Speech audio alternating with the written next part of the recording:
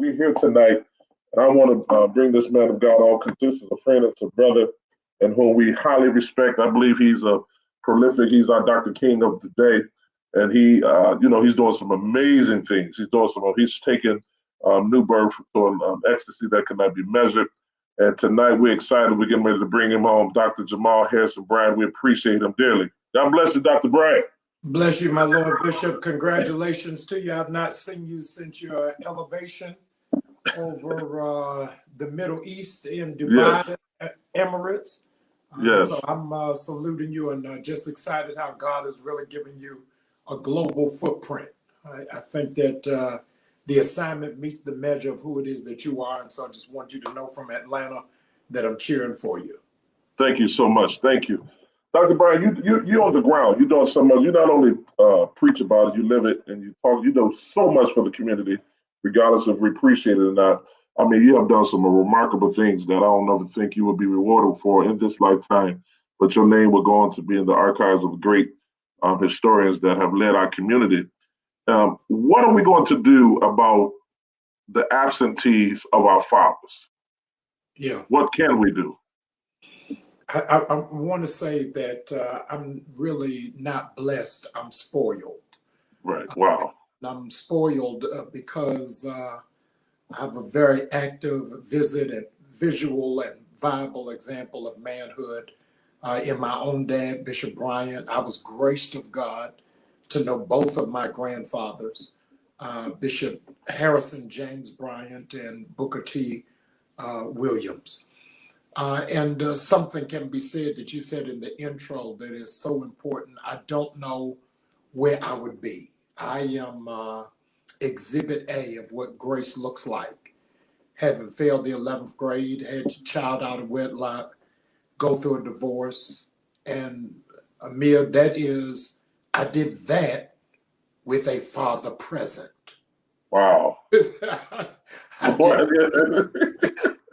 With an active man in my life who modeled the quintessential Christianity and the effervescence of manhood. We never had a strange woman knock on our door. Wow. Didn't have inordinate phone calls.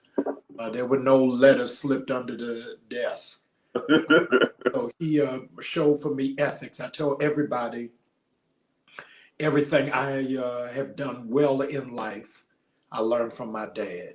Everything I did wrong, I learned on my own. Uh, Wow. so the presence of a model of an exemplar really has an impact because it shows me what to work towards. What is that goal? What is that aim? I was talking this afternoon, Amir, to about 1,000 entrepreneurs. And I said to them something very striking. I said, have you ever considered in the omniscience of God, when he thought about sending his only son to the earth, that he didn't let his son come into the household of a governor, Wow. of a lawyer, of a millionaire? Amir, you're gonna love this. He chose for his only son to be born of a father who had no college degree and who was an entrepreneur of minimal acclaim. Wow. I would bring you to Atlanta, or I go to Charlotte tonight and get on a plane and take you to the Holy Land. We could travel through the Holy Land in Amir. It's amazing. No matter what tour guide we find, they won't be able to show us one table that Joseph built, not one chair that he built, because he needed, in order for Jesus to operate in compassion, to see a father who was flawed. He needed him to see a father who did not excel, but he could still do well. And I think that responsibility is what it is that we've got to give out to the Black community. That if your dad ain't Michael Jordan, Right. Right. you know what I mean? He wasn't able to put you through private school. You wasn't on a private plane. You weren't wearing red bottom shoes. But you were able to gauge. Here it is. My mother taught me something early in life. Sometimes you're under a bad boss so you can learn what not to do when you get in charge. The story is told. Story is told of twin brothers. Twin brothers who Amir were the sons of an alcoholic. One of them became an alcoholic, and the other one remained sober his whole life. They were asked by the journalists, both of these twin boys, why did you become an alcoholic? And the other one, why did you remain sober? And you'll never believe the answer, Amir. The answer, Amir, was, here it is, because I watched my father. Wow. And watching, Wow. one of them emulated his brokenness, echoed his flawed. And Wow. the other one said, because of his brokenness and because of his flaws, this is not what I'm going to model. And this is not what I'm going to exemplify.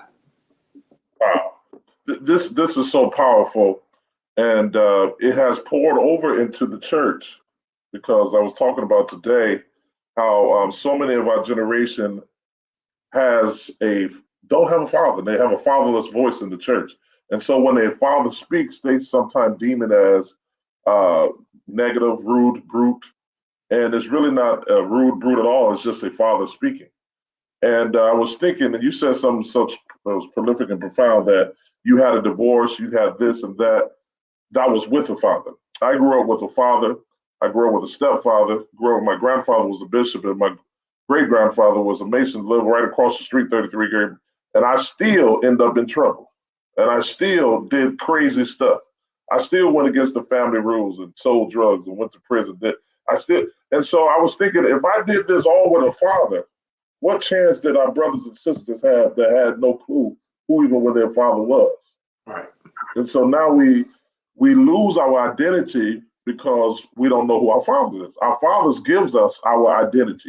Yeah. So if I don't know my identity, I don't know my father was, I walk around my pants sagging the ground, I walk around hopeless, I walk around in the hood saying I'll never reach 18 or 19 years old because my father instills in me who I am.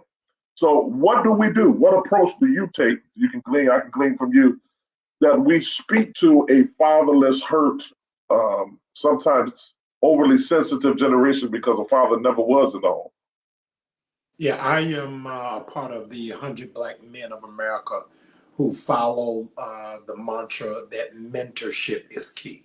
Yes. So one of the things that we have to do is become remote control fathers, Right. taking those in who are not necessarily our biological, but that we really have a heart and a connection for. And I realized, Amir, the frailty of my masculinity was how I responded to my brokenness. Wow. I went through my divorce. I had a Bible study just for the men of my church, to which I said to them, the devil didn't do it. Jamal Bryant did Boy, that was powerful. The devil didn't do it. Yeah. Yeah. I took ownership of it. And in taking ownership of it, it disarmed the enemy and it equipped my men. And so Wow. that my men's ministry grew because they were able to identify with my transparency. John Kennedy said, if you want to see a success, look for a great failure first. Wow. Because anybody who has succeeded at something had to learn how to fail. And I think that somehow or another we have this mirage in our head that to be a father means that you got to be perfect, that you're dotting all the I's, you're crossing all the T's. But sometimes your greatest model is failing in front of your children so that they can see the capacity of what it means to get back up. So when you think of father, what comes to your mind? I saw you and Bishop. You're great at the words. You and etymology. You and Greg. There was no Bishop Blumen. When you think of father, what do you think of when you say father? Yeah. And what I need to say to the larger community, your father is not necessarily the person who has your last name. Wow. Your father is not necessarily the person who has your matching blood type. Your father is the one who raises you, who sees something in you and cultivates and develops that. So many times the Black church has failed in honoring, I need you all to hear this, the blessing and the benefit of blended families. Wow. Is that there are so many men who, to use in your vernacular, Amir, got off the bench to get in the squad with somebody who wasn't even their team. Look, I did not give y'all these jerseys. Right. Right. I did not put y'all on this bus.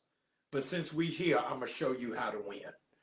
And I think that that's what gets us into the whole notion of spiritual fathers. And then we get the biblical warning, we have not many fathers. Wow. And That's right. here's what burdens me, and I need you all to hear my heart on this, is we have not many spiritual fathers. I am shaken in my boots at the absence of the voice in this hour of fathers. And you've got millennials and Gen Xers demanding to say almost, check me, Yes. correct me. Right. But now, Mia, you go into these contemporary urban churches, and through worship, they sitting in there with hats on. And no, because it's a fashion statement, because nobody has taught respectability. You talking about Wow. sagging pants. They ain't got no sagging pants no more. This is showing our age.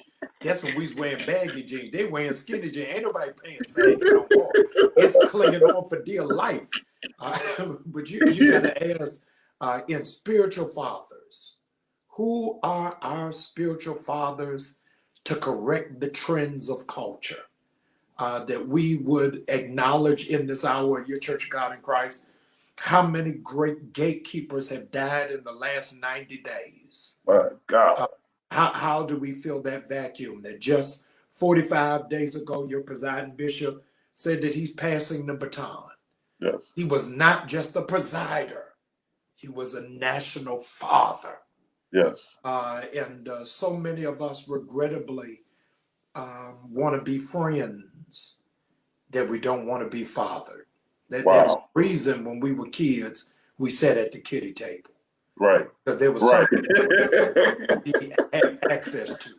That's right. We should know nothing about spades at We 2 should do. We should still be playing Uno. We get smacked when we came to the table. Absolutely. So many of us went to the adult table too soon. Yes. And didn't know what it is that the discriminating taste didn't allow us the maturity to be able to say that doesn't match our palate. And so our generation mushroomed quick out of gift, where your grandfather's generation had progressive growth, but did not have microwave growth. Right. But had sustainability. Right. Right. You got to think through my colleague, contemporary comrade, Zachary Timms. Right. Zoomed fast. Right. Burned the mortgage when nobody else was doing it. Was building up a whole campus. Right. And his children don't have it. It is lost out of his bloodline. It is no longer in the family. And no father is speaking to it. So it is that kind of hour. J. Delano Ellis passes. That is a significant voice because he was a father who refused to be politically correct. Right. He would check you in a microphone or in a fellowship hall. And so I think that we need fathers who are not bent on building a fellowship. Right. But fathers who are committed to relationship. That's right.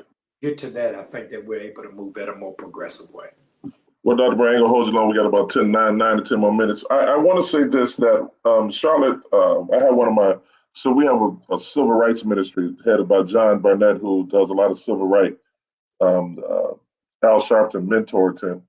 He said we had last year 10,000 Black boys suspended from Charlotte Mecklenburg School, 10,000, and no one has said anything. Yeah. We have in this city, our young Black men are getting gunned down every other night, and no one is saying anything. The Cunningham family, as well as my wife's family, we're from the south side of Chicago before we transitioned to Michigan.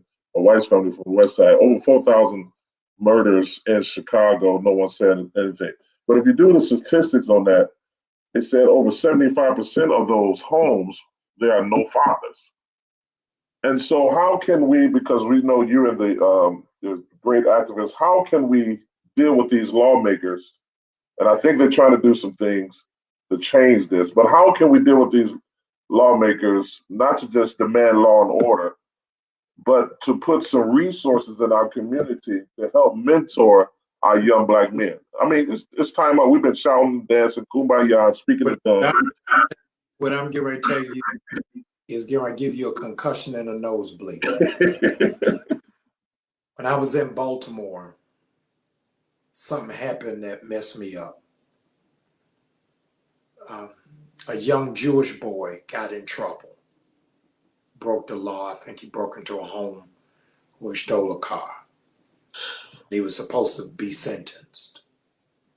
Amere, I was in the courtroom. I've never seen nothing like this in my life.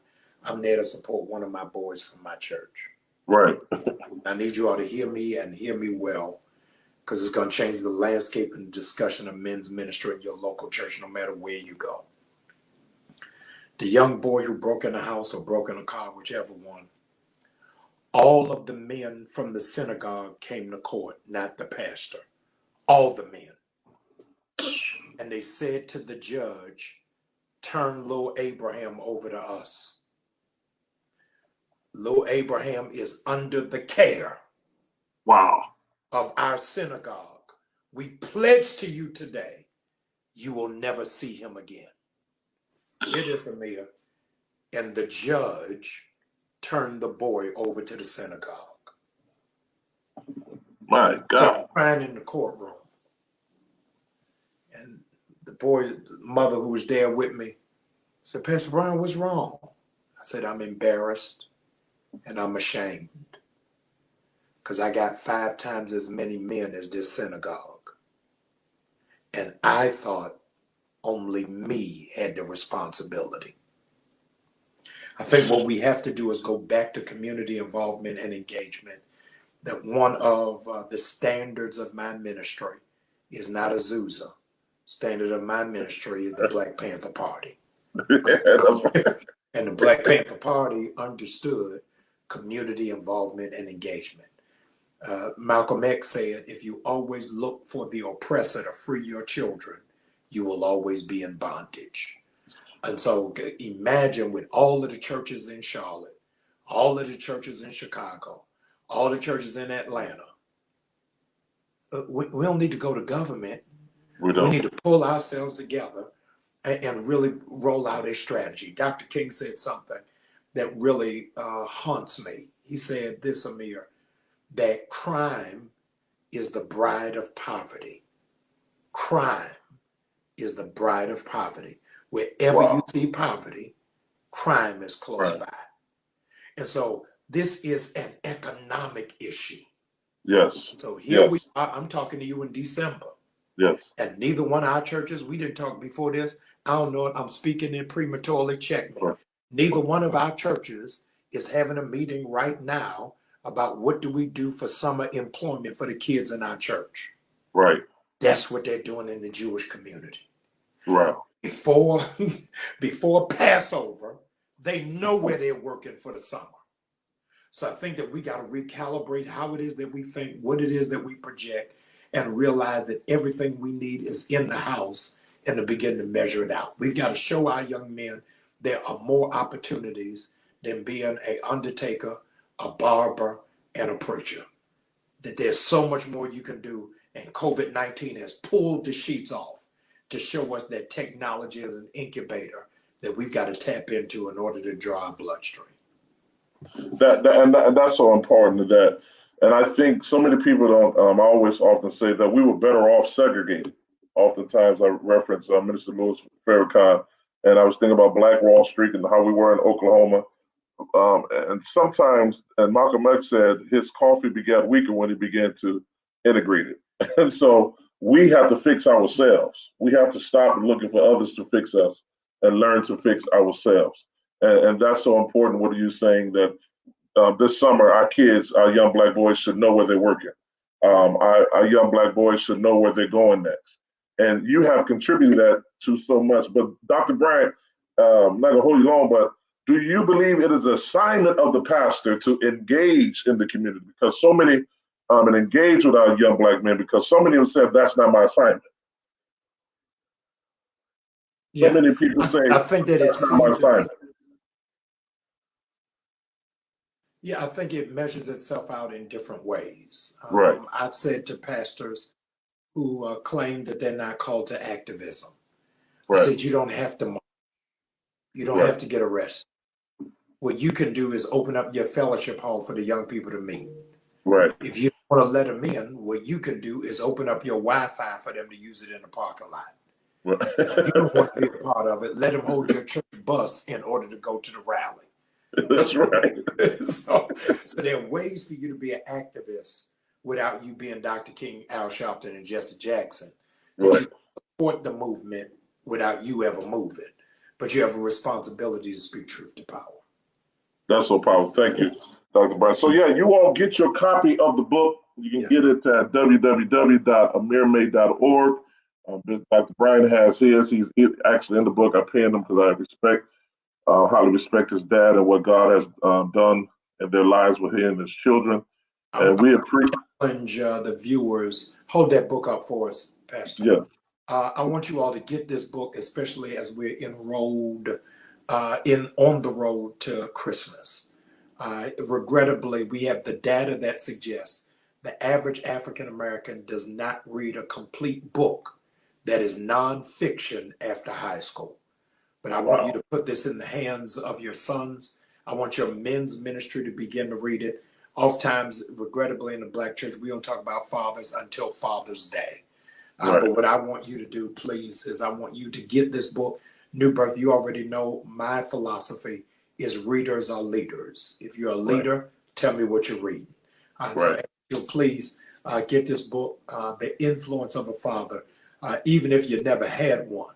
I want you to become what you never had. It's an amazing gift, amazing tool, and I think a major present for you to have.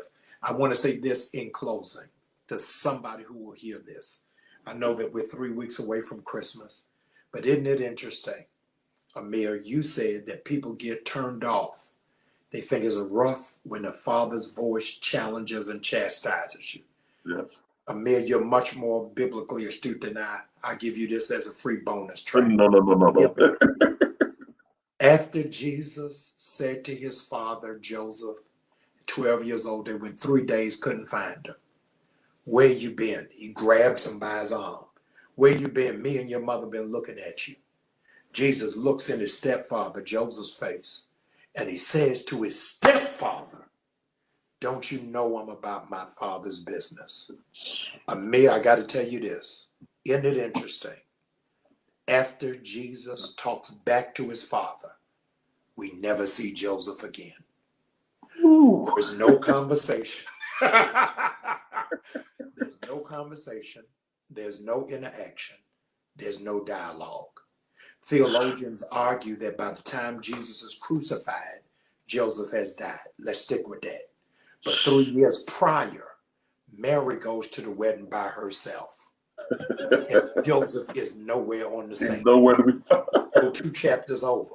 You remember when it is that they went to see Jesus one day and they passed a note in that said, your mother is outside.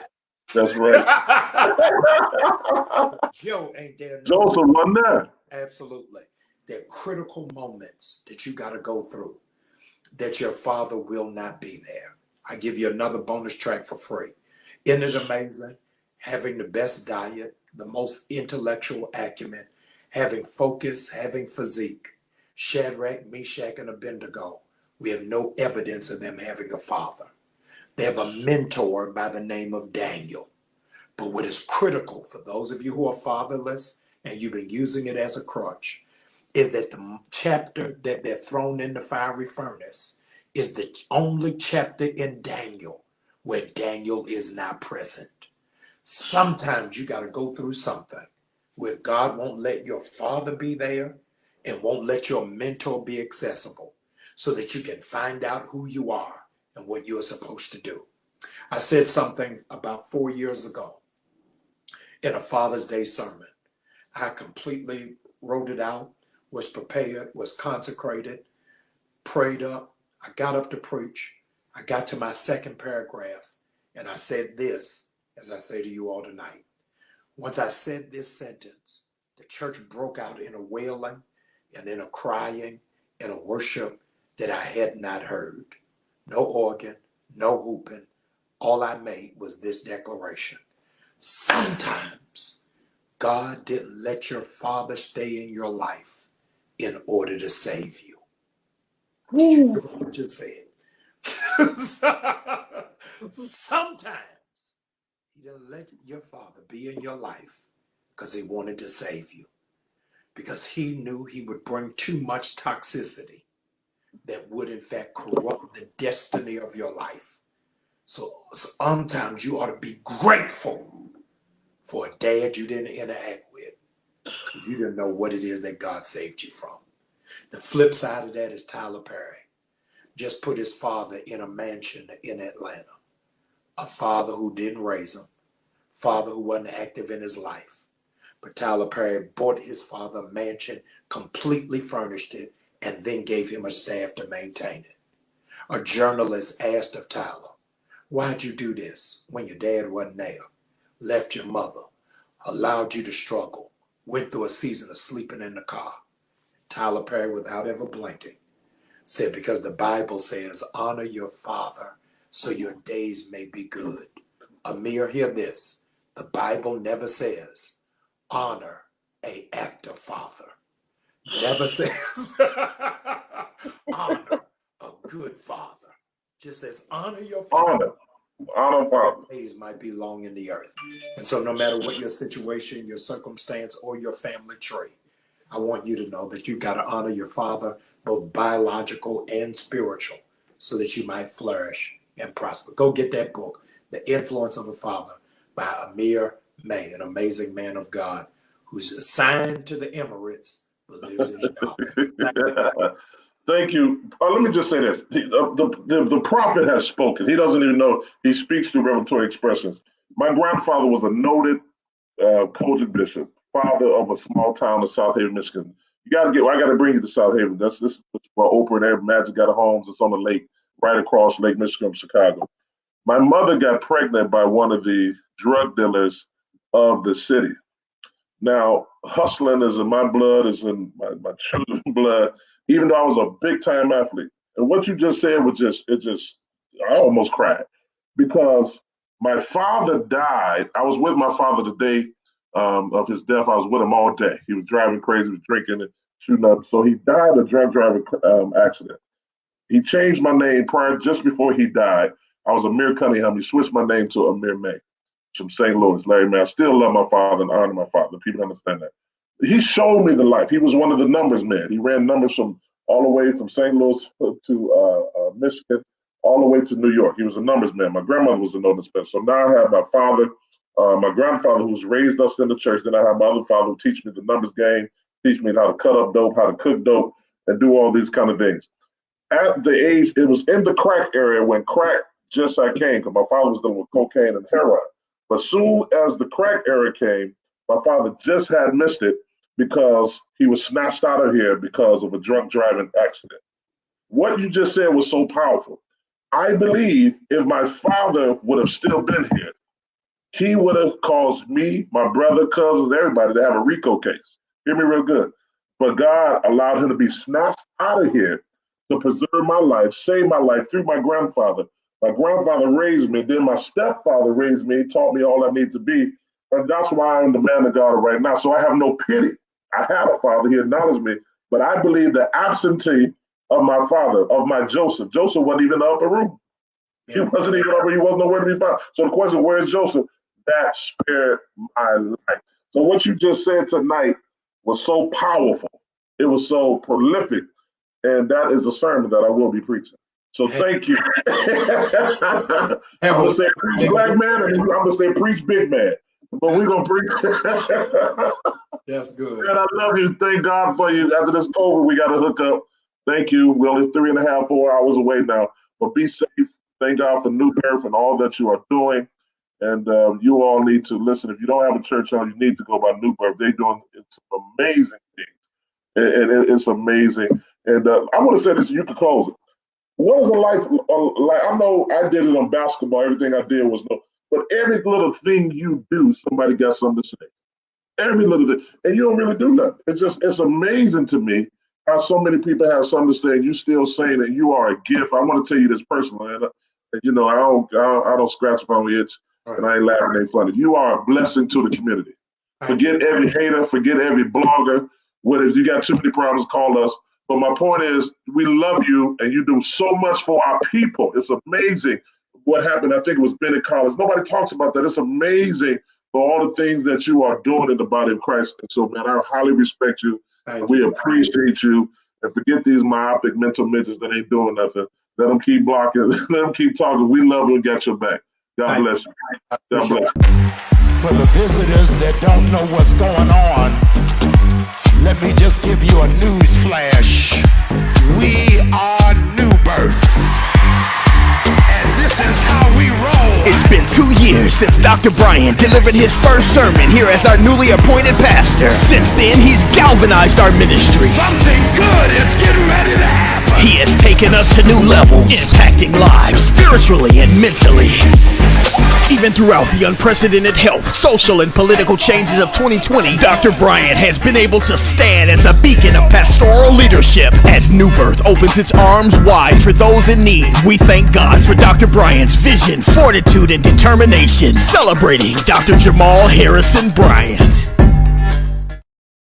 New Birth, in partnership with the National Action Network, Hosea Helps, and the United Way of Greater Atlanta, has emergency funds for rent, mortgage, and utilities. Your need must be based on COVID-related issues. Please visit newbirth.org to apply. You must be a resident of the city of Atlanta to be eligible. Also, we will not have our group therapy for the remainder of the year, so spend some quality time with your family and pray for members who are experiencing illness and loss. Also, we want you to know our King's Table is ready every Saturday from 10 a.m. until 12 p.m. to bless those in need of groceries with food boxes. If you're in need of groceries, pull up to New Birth for our touchless food giveaway. We're including vegetables grown in our very own campus garden. Also, Emerging Generations presents Girls Code, Winter Edition for girls 9 through 16. These exciting classes feature sessions on introduction to programming, creating an arcade game, and designing augmented realities. Please visit newbirth.org to register. Class is open for the first 40 registrants, so sign up today. And it's Christmas time. It's time for our annual Christmas City Toy Giveaway. Pull up Saturday, December 19th and pick up the age-appropriate gifts that we've selected just for them. Visit newbirth.org and register today to claim your gift tickets for up to 4 children in your household under the age of 18. Again, happy anniversary, Pastor. That's gonna do it for our video announcements.